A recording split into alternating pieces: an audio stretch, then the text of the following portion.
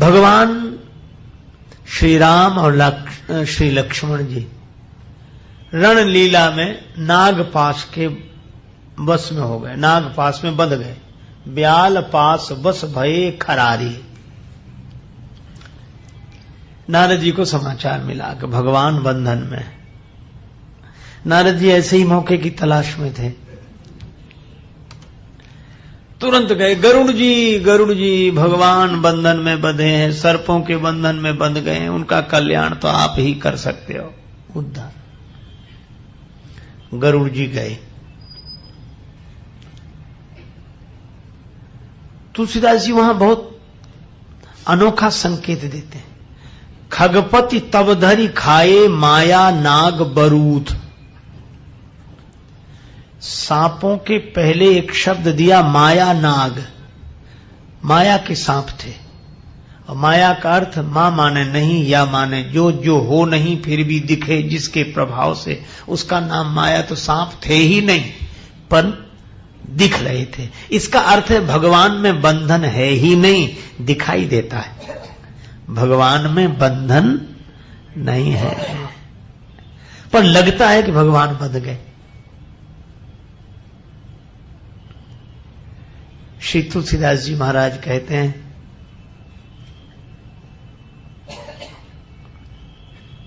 यही बांधे सुर असुर चराचर प्रबल कर्म की डोरी। जिन भगवान ने सबको कर्म बंधन की डोरी में बांध रखा है, यही बांधे सुर असुर चराचर प्रबल कर्म की डोरी।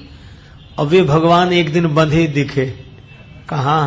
बोले यशोदा जी के आंगन में। सोई अविच्छिन्न ब्रह्म जसुमति हठी, बांध्यो सकत न छोरी। पर यह लीला है, भगवान बंधन में कभी नहीं होते, दिखाई देते हैं कि बंधन में हैं। इसलिए भगवान का बंधन नहीं देखना चाहिए, भगवान का तो वंदन करना चाहिए। पर गरुड़ जी गए तो जो नाग नहीं थे फिर भी दिखाई दे रहे थे, उनको खा गए। खगपति तब धरि खाए माया नाग बरूथ। लौट कर आए। अब गरुड़ जी को यह संशय हो गया कि ये भगवान हैं या नहीं। भगवान तो सबको बंधन से मुक्त करते हैं, ये कैसे भगवान? इन्हें तो हमने बंधन से मुक्त किया। अगर हम न होते तो ये बंधन से मुक्त होते ही नहीं। तो राम जी भगवान हैं या नहीं, यह संशय हो गया। और सीधे नारद जी के पास आए गरुड़ जी। बोले देवर्षि मुझे संशय हो गया। क्या? बोले राम जी भगवान हैं या नहीं। श्री राम भगवान हैं या नहीं यह संशय हो गया है। नारद जी मनी मन हंसे, बोले जय हो भगवान की माया को प्रणाम है। नारद जी ने मन में सोचा कि अनेक बार मुझे भी यही बीमारी हो चुकी है, गरुड़ जी को भी हो गई। गए थे सांपों को काटने के लिए, पर सांप ने ही इन्हें काट लिया। कौन से सांप ने काट लिया? का संशय सर्प गृसेव मोहिताता। संशय के सांप ने काट लिया। और संशयात्मा विनश्यति, तो संशय की निवृत्ति कहां होगी? का सद्गुरु मिले जाहि जिम संशय भ्रम समुदाय। सद्गुरु के मिलने से संशय की निवृत्ति होती है। अब नारद जी से कहा कि आप हमारे संशय को दूर करो। तो नारद जी बोले कि भैया मेरे पास तो एक ही मुख है जो भगवान के गुण गायन में लगा है। मेरा मन मेरी मति सब भगवान में ही लगी है। अब एक मुख वाले से क्या समझोगे? आप ऐसा करो, हमारे पिताजी के पास ब्रह्मा जी के पास जाओ। गरुड़ जी बड़े खुश हुए। कई बार आपने देखा होगा रोगियों को भी अभिमान होता है। हमने एक रोगी से बात सुनी, वो ऐसे सुना रहा था, कह रहा था मुझे ऐसा वैसा रोग थोड़ी, यहां के डॉक्टर तो समझ ही नहीं सके। उन्होंने कहा कि तुम वहां जाओ। जब वहां गए, अरे उन्होंने भी कह दिया कि हमारे बस का कुछ नहीं, हमें समझ में। फिर उन्होंने वहां भेजा, फिर वहां से वहां, फिर बड़ी मुश्किल से वो समझ पाए। फिर मुख मुद्रा देखो जैसे यह भी कोई विशेषता हो। इसी तरह कई लोग जो प्रश्नकर्ता होते हैं, वो अपने प्रश्न को ऐसा शस्त्र की तरह रखते हैं। ऐसा सवाल किया उनकी तो समझ में ही नहीं आया, उन्होंने कहा उनसे पूछो, उन्होंने कहा उनसे पूछो। और सचमुच ऐसे लोगों को जब बड़े से बड़ा कोई समझाता है ना, तो उनका समाधान भले ही हो जाए, पर अभिमान बढ़ता है कि छोटे मोटे तो समझा ही नहीं सके हमें। अब गरुड़ जी का और अभिमान बढ़ा कि हमने ऐसा सवाल किया कि नारद जी नहीं समझा सके। कहते मेरे बस का नहीं, मेरे बाप के पास जाओ। ब्रह्मा जी के पास भेजा। अब ब्रह्मा जी के पास गए गरुड़ जी कि मुझे संशय हुआ है कि राम जी भगवान हैं या मनुष्य। ब्रह्मा जी मन ही मन समझ गए। बोले पहले ही बताओ तुमको भेजा किसने है यहां? नारद जी तो नहीं मिले? तो बोला हाँ उन्होंने तो भेजा है। ब्रह्मा जी बोले समझ गए कि ऐसा काम वही कर सकते हैं, लेकिन ऐसा है मैं तुम्हें नहीं समझा सकता। क्यों? 4 मुख है मेरे और 4 वेद हैं। ये वेदों का वाचन करने में ही लगे रहते हैं, समझाने का समय नहीं। तुम ऐसा करो शंकर जी के पास जाओ। अब गरुड़ के मन में और अभिमान हुआ कि ब्रह्मा जी भी नहीं समझा सके, 1 मुख वाले ने 4 मुख वाले के पास भेजा, और 4 मुख वाले ने कहा कि 5 मुख वाले के पास जाओ। एकानंद ने चतुरानंद के पास भेजा, चतुरानंद कहते हैं पंचानंद के पास जाओ। अब गरुड़ जी चले,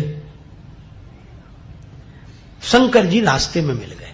गरुड़ जा रहे थे कैलाश, शंकर जी रास्ते में मिले तो प्रणाम किया और कहा कि महाराज आप समझा दो राम जी भगवान हैं कि नहीं, ज्ञान दे दो, मेरा संशय दूर करो। बड़ी बढ़िया बात कही शंकर जी ने। शंकर जी ने कहा कि प्रश्न तो तुम्हारा ठीक है, लेकिन मैं तुम्हें समझा नहीं सकता। क्यों? तुम रास्ते में मिले हो, मिले गरुड़ मार्ग महामोही, कवन भांति समझावो तो ही। तुम रास्ते के बीच में मिले हो, इसलिए मैं तुम्हें नहीं समझा सकता। अच्छा, रास्ते में बीच में मिलने का क्या अर्थ है? शंकर जी का व्यंग यह था कि या तो तुम वहीं रहते जहां तुम थे और मैं पहुंचकर तुम्हें समझा देता तो तुम समझ लेते, या फिर तुम वहां आ जाते जहां मैं था तो बिना समझाए तुम समझ जाते। गुरुदेव का संकेत क्या है? उनका संकेत है कि या तो तुम अपने अज्ञान को अज्ञान के रूप में स्वीकार करके नम्रता पूर्वक श्रद्धा सहित वहीं रहो जहां तुम्हारी स्थिति है, और या फिर हमारी स्थिति तक पहुंच जाओ। और तुम तो बीच में हो, वहां तक पहुंचे नहीं हो, यहां के रहे नहीं। और ऐसे आदमी को समझाना बड़ा मुश्किल है। कैसे? बोले कोई अज्ञानी हो तो समझाया जा सकता है, और ज्ञानी हो जाए तो समझाने की जरूरत नहीं। लेकिन जो ना ज्ञानी है ना अज्ञानी हो, बीच में, उसको समझाना बहुत मुश्किल। ज्ञानी है नहीं और अपने को ज्ञानी मानता है, तो उसको तो समझाया ही नहीं जा सकता। अच्छा देखो, बीच का संकेत भी बड़ा सार्थक है। अच्छा, जितने भ्रम होते हैं, एक सज्जन से मैंने पूछा कि भ्रम कब होता, कहां होता? बोले अंधेरे में। तो मैंने कहा अंधेरे में तो भ्रम हो ही नहीं सकता। बोले अंधेरे में ही रस्सी में सर्प की भ्रांति होती है। हमने कहा ना। बोले कैसे? हमने कहा अंधेरे में तो कुछ दिखेगा ही नहीं, भ्रम होगा काहे में? अंधेरे में कुछ सूझना, अपन हाथ पसारा, अपना हाथ अपने को नहीं दिखता है तो रस्सी कैसे दिख जाएगी?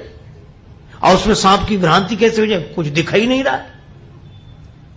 और अच्छा, पूरा अंधेरा हो तो भी भ्रम नहीं हो सकता, और पूरा उजाला हो तो भी भ्रम नहीं हो सकता।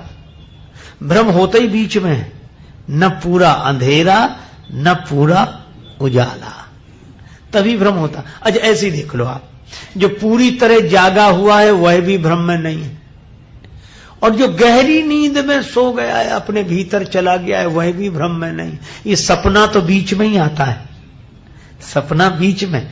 सपने की दशा कब? बोले न पूरा जागा हो आदमी और न पूरा सोया हो, तो वह सपने में है। इसी तरह ये जगत की जो भ्रांति हुई है, यह उनको हुई है। किनको? बोले जो पूरी तरह न जागे हैं और न सोए हैं। इसीलिए उमा कहूं मैं अनुभव अपना, सत हरि भजन जगत सब सपना। ये बीच की दशा है। शंकर जी वही संकेत कर रहे हैं कि तुम बीच में मिले हो, तुम्हें समझाना मुश्किल है। न जागे हुए हो न सोए हुए हो, सपना देख रहे हो, और सपने में जो हो उसे कैसे समझाया जा सके। अब गरुड़ और खुश हुए। शंकर जी का व्यंग यह था कि तुम अपने को अज्ञानी मानते नहीं हो, इसलिए वो जगह छोड़कर आ गए। तुम अभिमान के कारण आगे आ गए और हम तक पहुंच नहीं सके। अब तुम्हें समझाना मुश्किल है। तो गरुड़ जी मन में बड़े खुश हुए कि यह भी अब ये कहेंगे कि मैं नहीं समझा सकता, हमसे बड़े के पास जाओ। जैसे एक मुख वाले ने कहा कि 4 मुख वाले के पास जाओ, और 4 मुख वाले ब्रह्मा जी बोले कि पंचानन शिव जी के पास जाओ, और शिव जी अब कल्पना करो, और शंकर जी कहीं यह कह देते कि हम तो 5 मुख वाले, हम नहीं समझा सकते। ऐसा करो, तुम हमारे पुत्र कार्तिकेय जी सड़ानंद जी के पास चले जाओ। अच्छा चलो, यहां तक तो गनीमत थी कि कह देते कि सड़ानंद जी के पास जाओ, और कहीं सड़ानंद जी यह कह देते कि भाई हमारे तो 6 ही मुख हैं, अगर तुम्हें समझना है तो जरा दशानंद जी के पास चले जाओ। तो क्या गरुड़ समझ पाते? इसीलिए कागभूषण जी ने बड़ी अनोखी बात, शंकर भगवान ने बड़ी अनोखी बात कही, गरुड़ अगर समझना है तो कागभूषण जी के पास जाओ। उत्तर दिश सुंदर गिरि नीला, तहां रहे कागभूषुंडी सुशीला, वहां जाओ। गरुड़ जी तो सोच रहे थे कि अपने से बड़े के पास भेजेंगे, और ये तो कह रहे कौए के पास जाओ। और पक्षियों के राजा गरुड़, और जाना पड़े कौए के पास समझने के लिए। गरुड़ जी बोले वहां जाना पड़ेगा। शंकर जी बोले समझना है तो जाओ, हम तो नहीं समझा सकते, वहीं जाओ। पार्वती जी ने बाद में पूछा कि देवाधिदेव महादेव आपने क्यों नहीं समझा दिया? शंकर जी बोले अगर हम समझा देते तो अज्ञान तो दूर हो जाता, अभिमान दूर नहीं होता। ये सबसे ये कहता कि कोई नहीं समझा सके। अरे नारद जी ने तो साफ जवाब दे दिया कि हमारी बस की बात नहीं। ब्रह्मा जी बोले हम भी नहीं समझा सकते। वो फिर शंकर जी के पास गए, वो भी बड़ी मुश्किल से समझा पाए। शंकर जी बोले हम समझाते तो ये अभिमान लेकर सारी दुनिया में कहता कि शंकर जी ने समझाया मुझे, और बोले कौए से समझेगा तो किसी से नहीं कहेगा कि किसने समझाया।